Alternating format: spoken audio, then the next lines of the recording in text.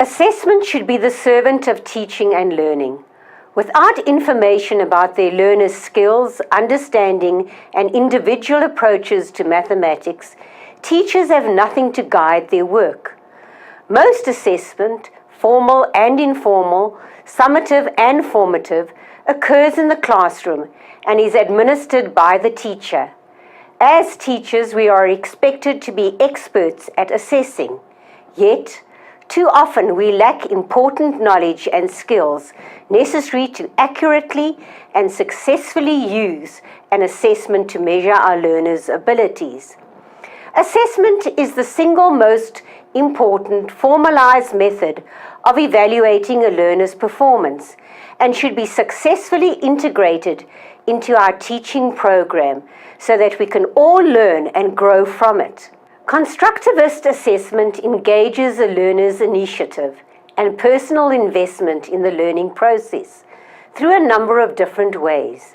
Engaging your learners' creative instincts not only develops their abilities to express their knowledge in these varied ways, but your learners are also more likely to retain and transfer the new knowledge to real life.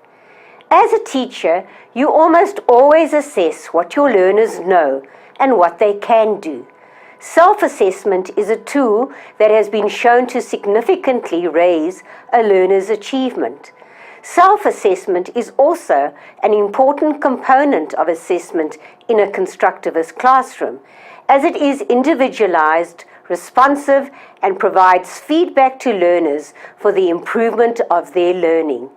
Teachers must help their learners to identify their strengths and weaknesses in their own work and teach them to take responsibility for their own learning and progress. Please also remember that the self-assessment process will only be successfully implemented in your classroom if there is a positive classroom culture. Your classroom must become the place where your learners feel respected and their contributions valued. If you regard your learners as partners in the assessment process, they will become more involved in the monitoring and assessing of their own work and that of their peers.